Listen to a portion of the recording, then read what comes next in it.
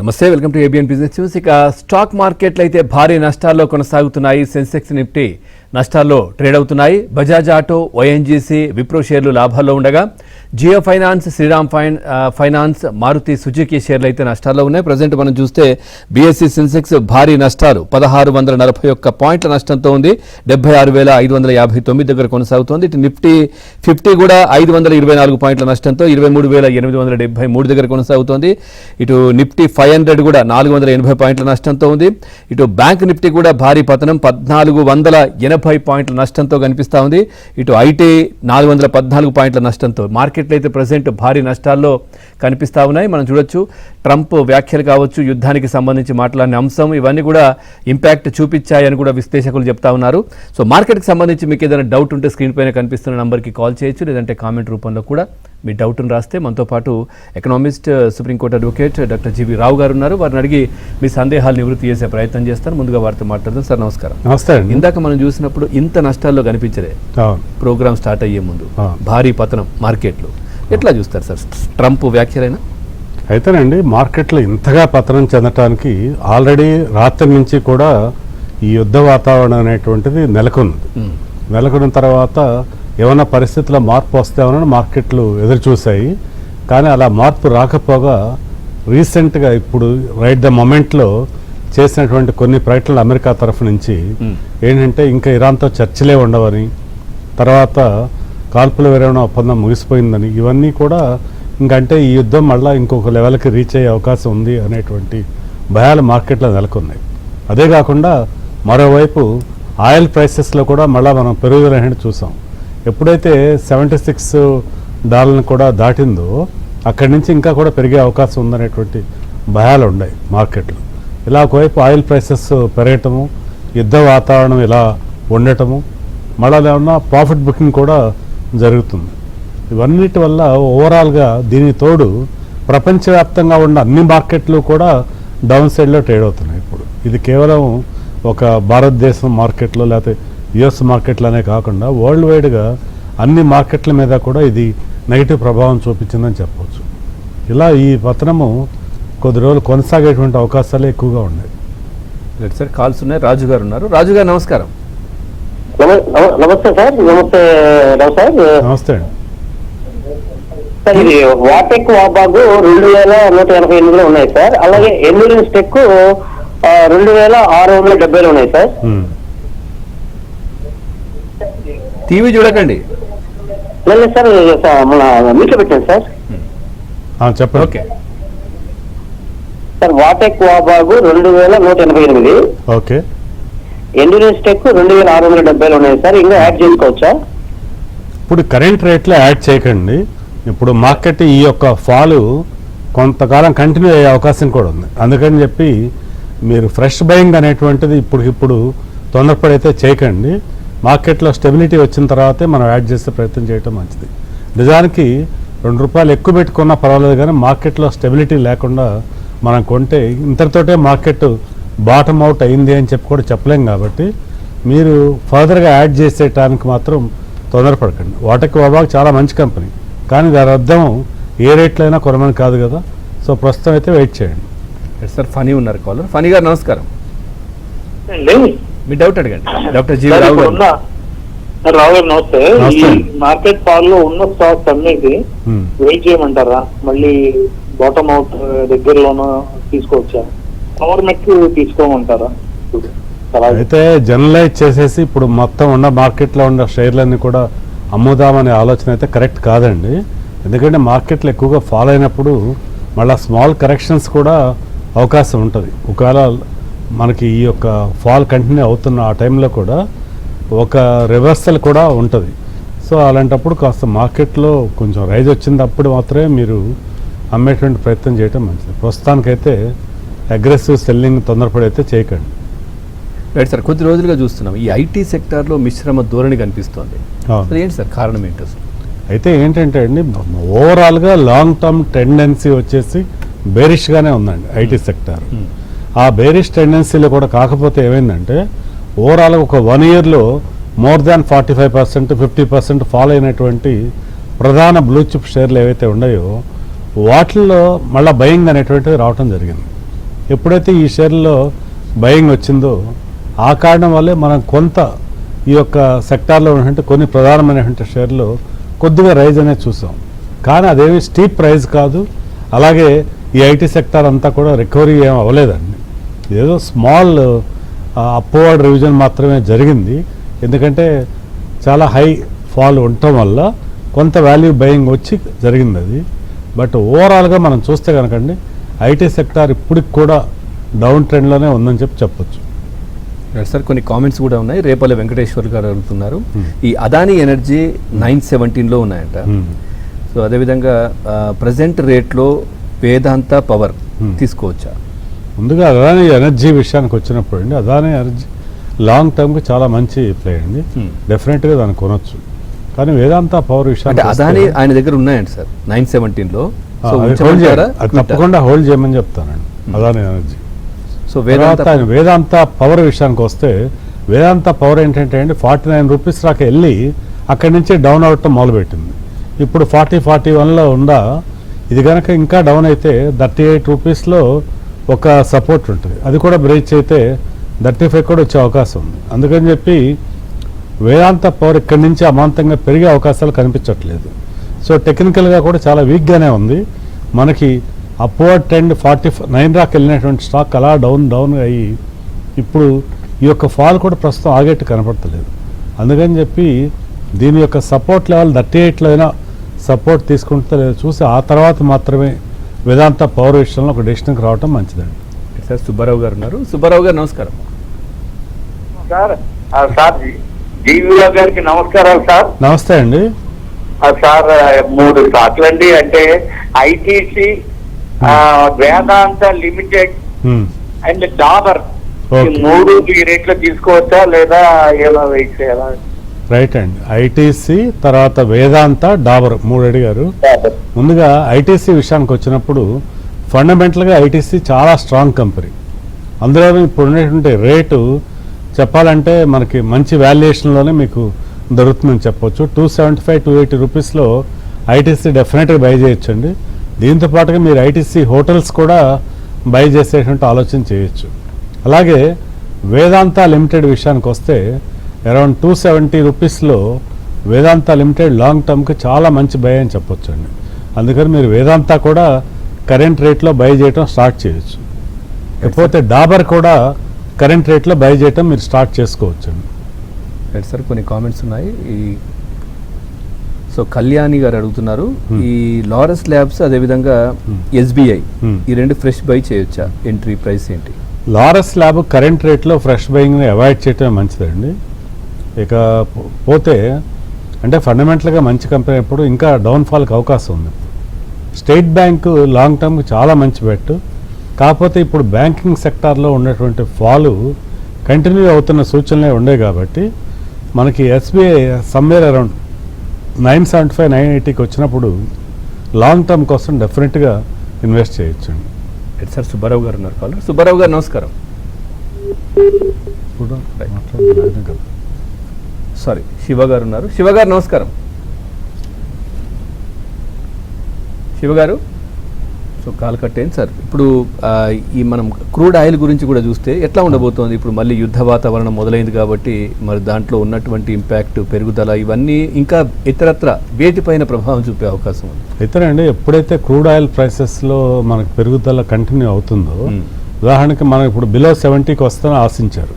అంటే ఇది ఎలా ఉందంటే యుద్ధ వాతావరణం ముగిసిపోతేనే 65కి రావచ్చని, యుద్ధ వాతావరణం కంటిన్యూ అయితే $85కి వెళ్ళొచ్చు అనేటువంటిది ప్రస్తుతం ఉన్నటువంటి ఎన్విరాన్మెంట్.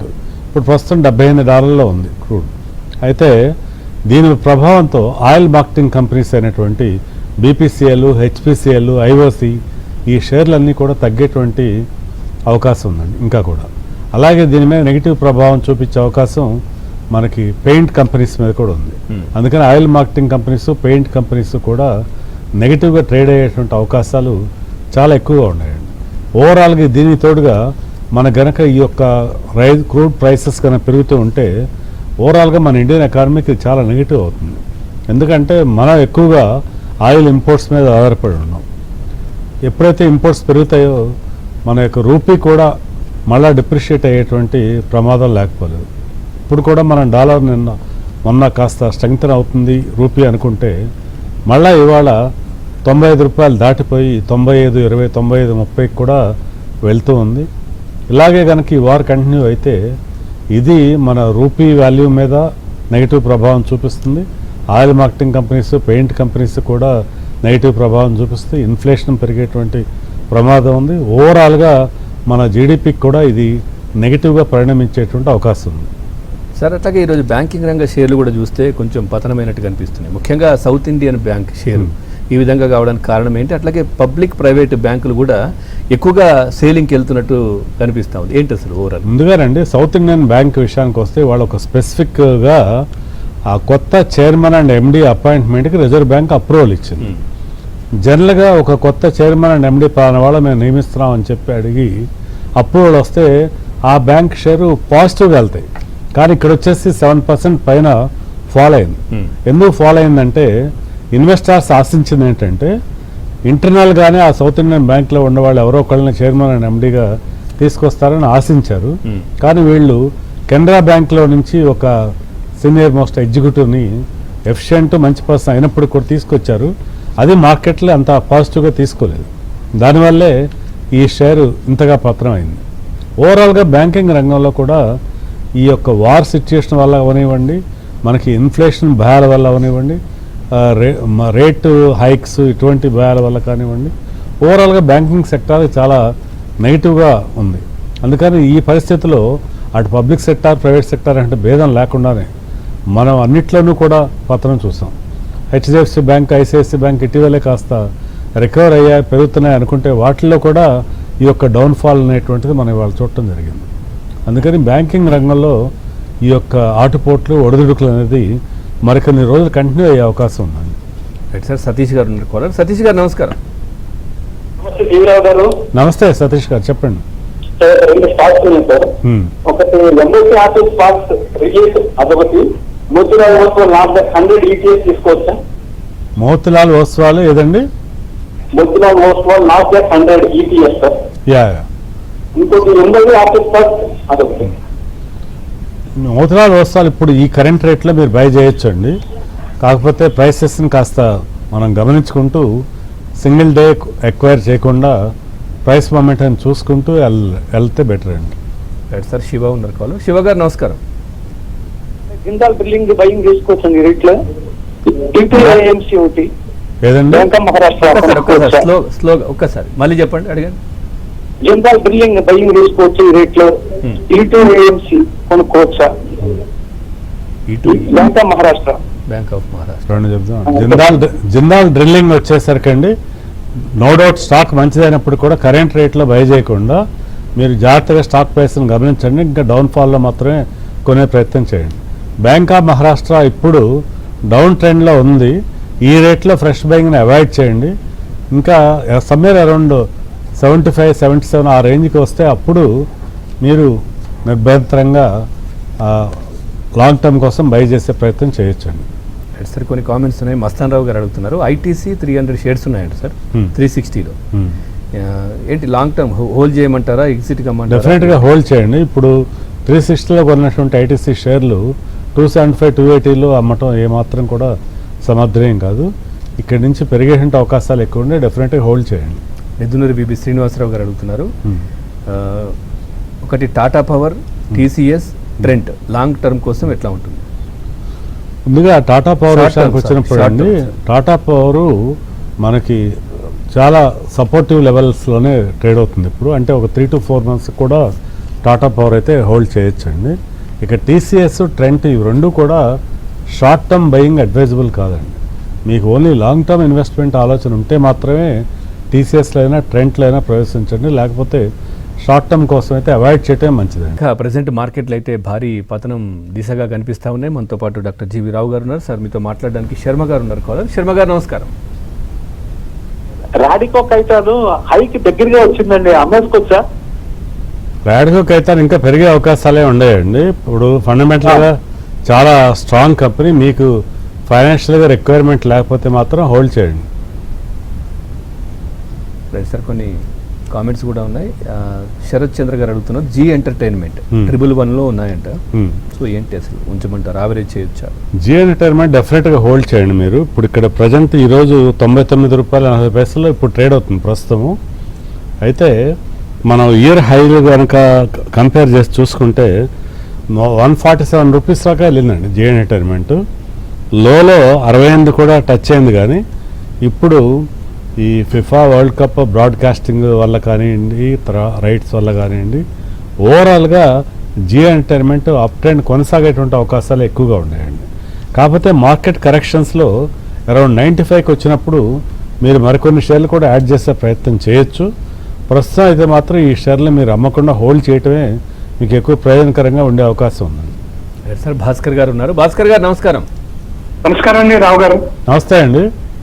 సార్ ఈ రేట్లో HDFC bank, TD power, capital, HDFC bank, CG power గురించి మాట్లాడదామండి. ముందుగా హెచ్డిఎఫ్సి బ్యాంక్ వస్తే ఇటీవల కాలంలో మనకి ₹750 నుంచి కూడా రైజ్ అవటం మొదలుపెట్టి 840 దాకా కూడా వెళ్ళింది. కాకపోతే ఈరోజు మళ్ళా కరెక్షన్ మోడ్లోకి వచ్చి ఇప్పుడు 820, 825 రేంజ్కి కూడా రావటం మనం చూసాం. హెచ్డిఎఫ్సి బ్యాంక్ ఇక్కడి నుంచి ఓవరాల్గా బ్యాంకింగ్ సెక్టార్ పత్రం కావడం వల్ల కాస్త తగ్గేటువంటి అవకాశం ఉంది. అందుకని మీరు సమ్వేర్ అరౌండ్ ₹800 వచ్చినప్పుడు మాత్రమే హెచ్డిఎఫ్సి బ్యాంక్లో మళ్ళీ ఫ్రెష్ ఎంట్రీ తీసుకోండి.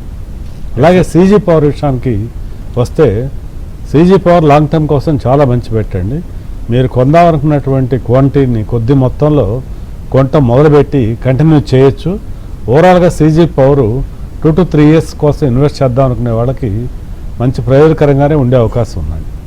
సార్ జగదీశ్వరరావు గారు ఉన్నారు. జగదీశ్వరరావు గారు నమస్కారం. జగదీష్ గారు మీ డౌట్ అడగండి. డాక్టర్ జీవి రావు గారు ఉన్నారు.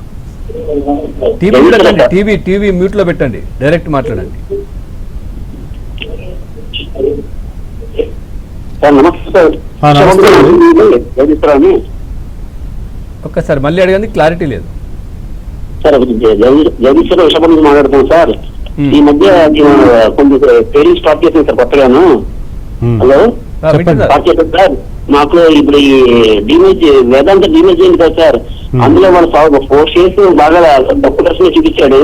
అది కంటిన్యూ చేయమంటారా, హోల్డ్ చేయమంటారా, చేసిమంటారా? వేదాంతకి సంబంధించినటువంటి 4 కంపెనీలు కూడా మీరు ప్రజెంట్ హోల్డ్ చేయండి. ఇప్పుడు వేదాంత లిమిటెడ్ గురించి ఇంతకుముందు మనం మాట్లాడుకున్నాము. వేదాంత లిమిటెడ్ ఇక్కడి నుంచి కూడా పెరిగేటువంటి అవకాశాలు ఉన్నాయి.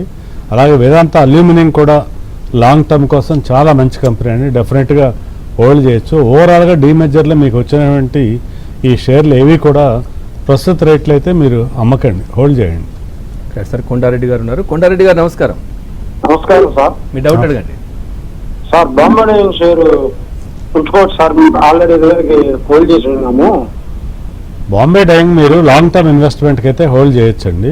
అంటే దాన్ని చాలా షార్ట్ టర్మ్లో మీరు ఎక్కువ అప్రిసియేషన్ ఎక్స్పెక్ట్ చేయలేరు, కానీ లాంగ్ టర్మ్ ఆలోచన ఉంటే మాత్రం హోల్డ్ చేయొచ్చండి.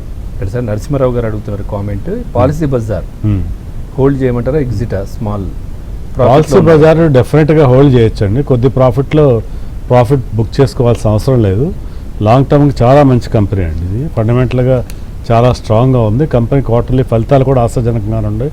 డెఫినెట్గా హోల్డ్ చేయండి. సార్ ప్రభా గారు ఉన్నారు. ప్రభా గారు నమస్కారం. నమస్తే అండి రావు గారు. సార్ రావు సార్ నమస్తే అండి. నమస్తే అమ్మా. సార్ నా దగ్గర యారో గ్రీన్ 645 లో ఉన్నాయి సార్, అది హోల్డ్ చేయమంటారా? ఏ కంపెనీ అమ్మా మళ్ళీ చెప్పండి. Arrow green. Okay, arrow green, right. అది ప్రాఫిట్ లో ఉన్నాను, ప్రాఫిట్ తీసుకోమంటారా, హోల్డ్ చేయమంటారా? అయితే ఇప్పుడు మీరు ఇమీడియట్గా ప్రాఫిట్ తీసుకుని మళ్ళీ తగ్గినప్పుడు ఎంటర్ అయ్యే ప్రయత్నం చేయండి. సో ఓవరాల్గా ఎప్పుడైనా మార్కెట్లో మంచి ప్రాఫిట్కి అవకాశం వచ్చినప్పుడు ఒకసారి తీసుకుని మళ్ళా మార్కెట్లో తగ్గినప్పుడు అదే షేర్లో ఎంటర్ అవడం కూడా మంచి ఆలోచనే. దీన్ని ఈ కంపెనీ విషయంలో కూడా మీరు ఫాలో అవ్వచ్చు. Right sir. ప్రకాష్ గారు అడుగుతున్నారు, ఈ సమ్మర్ సీజన్ కోసం VBL తీసుకున్నారంట, 6% ప్రాఫిట్లో ఉన్నాను, సేల్ చేయమంటారా, హోల్డా? డెఫినెట్గా సేల్ చేసి ప్రాఫిట్ బుక్ చేసుకోండి ముందు, మళ్ళీ తగ్గినప్పుడే ఎంటర్ అయ్యే ప్రయత్నం చేయొచ్చు. Right sir. అట్లాగే ఇప్పుడు చూస్తే గోల్డ్ కానీ సిల్వర్ కానీ కొంచెం మళ్ళీ ఇంక్రీజ్ అవుతున్నాయి. అవును. సో ఈ మూమెంట్లో ఇన్వెస్ట్ చేస్తే ఎట్లా ఉంటుంది? మళ్ళీ ఏమైనా తగ్గే ఛాన్స్ ఉందా, పెరిగే ఛాన్స్ ఉందా, ఎట్లా ఉంటుంది? అంటే డే టు డే ఫ్లక్చుయేషన్స్ లాగా గమనించకుండా గోల్డ్ని ఎప్పుడు కూడా కనీసం ఒక 2 సంవత్సరాల వ్యవధి కనుక ఇన్వెస్ట్ చేద్దాం అనుకునే వాళ్ళకి చాలా మంచి రిటర్న్ వచ్చే అవకాశం ఉంటుందండి. ఆ రిటర్న్ ఏ స్థాయిలో ఉండొచ్చు అంటే మనకి నార్మల్ క్యాపిటల్ మార్కెట్లో లేకపోతే స్టాక్స్లో అటువంటి రిటర్న్ మీరు ఆశించలేరు. 2 సంవత్సరాలు కనీసం ఒక 40% రిటర్న్ కూడా వచ్చే అవకాశం ఉంది. కాబట్టి గోల్డ్ కొందామనే వాళ్ళకి ఇప్పుడు కూడా గోల్డ్ ఎంటర్ కావడం చాలా మంచిదండి. ప్రపంచంలో జియో పొలిటికల్ సిచ్యుయేషన్స్ ఉద్రిక్తంగా ఉన్నంత కాలము, అలాగే ఇన్ఫ్లేషన్ భయాలు ఇవన్నీ కూడా బంగారంలో పెరుగుదలకే అవకాశాలను పెంచుతున్నాయి ఇంకా కూడా. అందుకని చెప్పి కరెంట్ రేట్లో గోల్డ్ సిల్వర్లో ఇన్వెస్ట్ చేస్తే ఇన్వెస్టర్కి లాంగ్ టర్మ్లో చాలా మంచి ప్రయోజనం చేకూరే అవకాశం ఉందండి. సార్ లక్ష్మి గారు ఉన్నారు. లక్ష్మి గారు నమస్కారం. నమస్కారం అండి, రావు గారండి. నమస్తే అమ్మా. బిహెచ్ఎల్ ఈ రేట్లో కొనుక్కోవచ్చా అండి? 377 ఉంది. బిహెచ్ఏఎల్ ఫండమెంటల్గా మంచి కంపెనీ అయినప్పుడు కూడా కరెంట్ రేట్లో ఫ్రెష్ బయింగ్ని అవాయిడ్ చేయండి.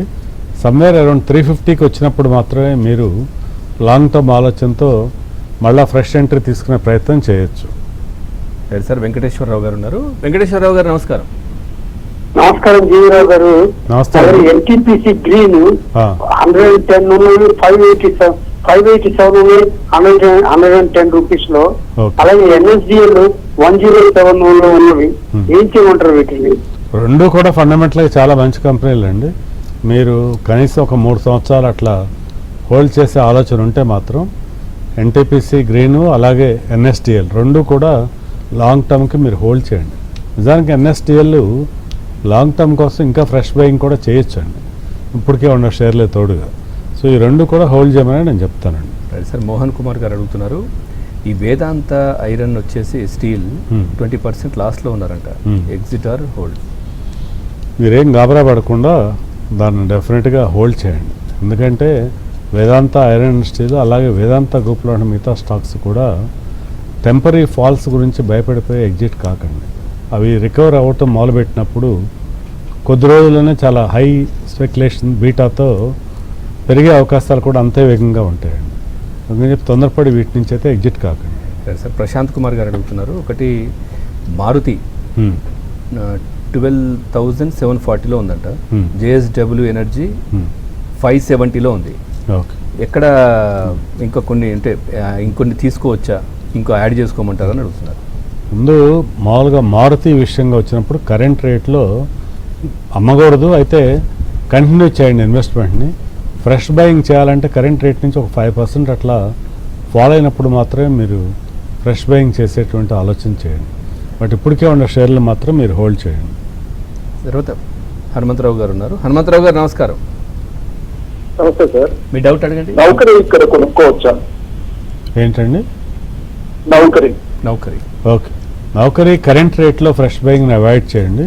ఇక్కడి నుంచి ఏదన్నా స్ట్రాంగ్ ఫాల్ ఉన్నప్పుడు మాత్రమే ఫ్రెష్ బయింగ్కి చూడటం మంచిదండి. సార్ రామకృష్ణ గారు అడుగుతున్నారు, పీవీపీ వెంచర్ ఈ రేట్లో తీసుకోవచ్చా? ఇది కూడా ఫ్రెష్ బయింగ్ కరెంట్ రేట్లో అవాయిడ్ చేయటం మంచిదండి. మార్కెట్ ఫాల్ ఇలా కంటిన్యూ అవుతున్నప్పుడు మీకు ఇంకా తక్కువ రేటుకి కూడా ఈ షేర్ దొరికే అవకాశాలు ఉంటాయి, కాబట్టి తొందరపడొద్దనే చెప్తానండి. సార్ రాధాకృష్ణ గారు ఉన్నారు. రాధాకృష్ణ గారు నమస్కారం. రాధాకృష్ణ గారు హలో, చెప్పండి సార్. మీ డౌట్ అడగండి.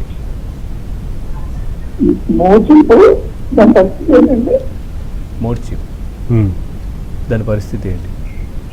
దాని పరిస్థితి ఏంటంటే మీకేం కావాలి ఇప్పుడు? దానిలో మీరు ఏ రేట్లో కొన్నారు అసలు ఏంటి మీకు? మీ డౌట్ ఏంటి? మీ డౌట్ మీ దగ్గర ఉన్నాయా? ఉన్నాయండి. ఏ రేట్లో కొన్నారు? నేను 126 రేట్లో ఉన్నాను. ఓకే, కంపెనీ పరంగా ప్రాబ్లం ఏం లేదండి. మామూలుగా కంపెనీ యొక్క వర్కింగ్ విషయంగా కానీ లేకపోతే ఫండమెంటల్స్లో కానీ వచ్చిన ఇబ్బంది ఏమీ లేదు, మీరు హోల్డ్ చేయొచ్చండి.